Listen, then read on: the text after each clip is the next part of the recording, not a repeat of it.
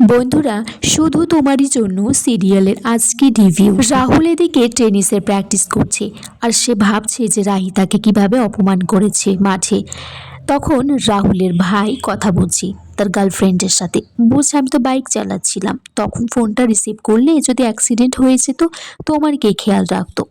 রাহুলের ভাই বলছে একটা হিট সিন আছে যেখানে হিরোইন হিরোর মুখে জুস ছুঁড়ে মারছে, যে মেয়েটার সাথে তোর কতবার ক্রস কানেকশন হলো, ভুলটা তো একবার হতে পারে। রাহুল বলছে যে ওটা মিস্টেকলি হয়ে গেছে, আর আমি এই কোর্টে দাঁড়িয়ে আজকে বলছি মেয়েটা আমার সাথে যা যা করেছে আমি তার বদলা নেবই। এদিকে জন একটা মহিলাকে টাকা দিয়েছে আর তার নিজের ছবি দিয়েছে, বলছে রাহি দত্তর বাড়িতে গিয়ে সম্বন্ধের কথা বলতে। মহিলাটি বলছে আমার নাম লতা দাস আর আমি একজন ভালো ঘটক, এরকম একটা খাম রেডি রাখুন, সম্বন্ধ পাকা হয়ে যাবে। জন বলছে যে সে যা চাই সে যতক্ষণ হাসিল না করতে পারে সে সেটা ছাড়ে না। দিকে রাহুলের বন্ধু রাহুলকে গিয়ে খবর দিচ্ছে একটা খারাপ খবর আছে। রাহুল বলছে তুই কবেই বা ভালো খবর নিয়ে এসেছিস? বলছে একটা লতা নামের একজন আছে না। তখন রাহুলের ভাই বলছে কে, সাপ ছোবল মারে? তখন বলছে না না, ঘটকালি করে উনি, কোনো একটা ছেলের সম্বন্ধ নিয়ে তিতলি বৌদির বাড়িতে গেছে। এদিকে লতা দাস জনের ছবিটা রাহিন মাকে দেখায়। রাহিন মা বলছি ছেলেটা বোধহয় ওই দেশে থাকতে থাকতে একদম সাহেবদের মতো গায়ের রং হয়ে গেছে। রাহির বাবা বলছে যে তোমরা আবার শুরু করেছো, তোমাদের মাথা থেকে এই আমেরিকার ভূতটা নামাতে হবে। রাহির মা বলছে যে তুমি ভুল করছো, আমি কিন্তু লতাকে ডাকিনি বাড়িতে, ও নিজে এসেছে। আর আমি কালকের কথা কিছু বলিনি, মেয়েটার সাথে যা হয়ে গেছে তার জন্য কি মেয়েটার ভবিষ্যতের কথা ভাববো না? ঠাম্মি তখন বলছে তার বাবাকে যে তুই বলে দে এবার কি করা উচিত। তখন রাহির বাবা বলছে যে আমি কি বলবো, আমার কথা তো এই বাড়িতে শোনাই হয় না। তিতলি তার বাবাকে বলছে যে আমি দিদিভাইকে সামলে নেব, ছেলেটাকে দেখো কত সুন্দর দেখতে, আমেরিকাতেও থাকে, দিদির যদি বিয়েটা একবার হয়ে যায় আমাদের আমেরিকা যাওয়া কিন্তু পাক্কা। রাহি তখন বাড়িতে এসেছে, জিজ্ঞাসা করছে লতা কাকিমা এখানে কেন এসেছিল। রাহির ভাই বলছে যে লতা কাকিমা আমাদের জন্য আমেরিকা যাওয়ার টিকিট পাকা করতে এসেছিল। তখন রাহির ঠাম্মি বলছে ব্যাস, আগুনে ঘি ঢেলে দিল।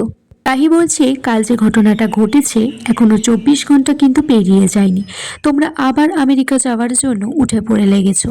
তিতলি বলছে দিদি একবার হেরে গেলে হাল ছাড়তে নেই। রাহি বলছে তোর লজ্জা করে? তুই বুঝতে পারছিস না কলেজ থেকে শুরু করে প্রত্যেকটা জায়গায় আমাকে অপমানিত হতে হচ্ছে। এদিকে রাহুলের ঠাম্মি রাহুলের মাকে বলছে যে বৌমা, আমার বান্ধবী ছিল না নিপা, ওর শুনলাম নাতনির বিয়ের জন্য পাত্র খুঁজছে, আমাদের রাহুলের জন্য কথা বলি। রাহুলের দাদু বলছে যে দাদু ভাইয়ের তো এটাই বিয়ের বয়স, ওর বয়সে তো আমি বাবা হয়ে গিয়েছিলাম। রাহুল সেই সময় বাড়িতে ঢুকছে, বলছে এ তো দেখছি মেঘনা চাইতেই জল, বাড়িতে তো সবাই আমার বিয়ের কথাই বলছে, এই ভাগে তিতলির কথাটা বাড়িতে জানিয়ে দেওয়া যাক।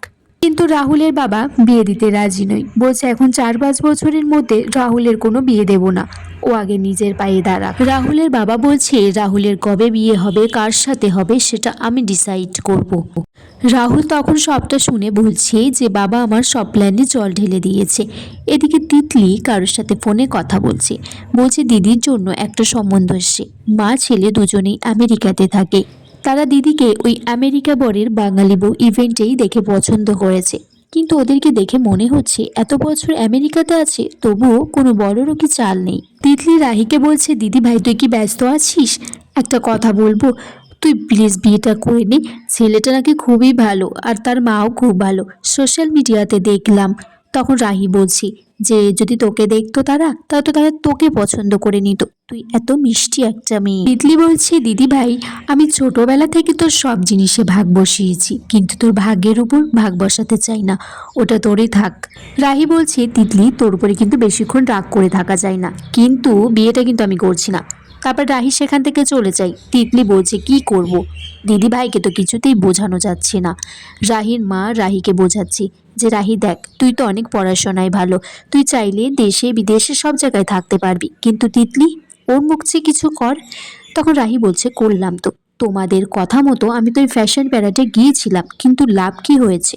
বাড়িতে সবাই মিলে তারপর রাহিকে বলছে যে তুই প্লিজ রাজি হয়ে যা, তুই একবার রাজি হয়ে গেলে আমাদের বিদেশ যাওয়ার রাস্তা আরও সহজ হয়ে যাবে। সবার কথা রাখতে রাহি তারপর বলে যে ছেলেটাকে বাড়িতে নিয়ে আসতে, সে দেখবে। সবাই সেখান থেকে চলে গেলে হ্যারি বলছে যে রাহিদি, স্পষ্ট কথাই কষ্ট কম, তুই যেটা চাস না সেটা কেন করছিস? রাহি বলছে আমার ভাগ্যে এটাই লেখা আছে, তাই তো ঘুরে ফিরে একই জায়গায় এসে দাঁড়াচ্ছি। আর এই মানুষগুলোকে দেখ কত অবুঝ, সেই প্রথম থেকেই আমেরিকা যাওয়ার ভূতটা মাথায় লেগেই আছে। রাহুল এদিকে টেনিস খেলছে, তখন সেখানে তার বন্ধু এসে জানায় বাবা তাকে খবর দিয়েছে যে তিতলি বৌদিকে দেখতে পাত্র আসছে বাড়িতে। আর একবার যদি দুই দলের মধ্যে কথা পাকাপাকি হয়ে যায় তো লাভ স্টোরি কিন্তু এখানেই শেষ হয়ে যাবে। রাহুল তারপর তার বন্ধুর কলার ধরে বলছে যে তুই কি বলছিস এগুলো? যতদিন না পর্যন্ত আমি রেডি হচ্ছি আমি তিতলিকে অন্য কারোর পাশে ঘেঁষতে দেব না। বন্ধুরা, আজকের পর্ব এখানেই শেষ হয়ে যায়। তোমরা কমেন্টস করে জানিও কেমন লেগেছে আজকের পর্বটা।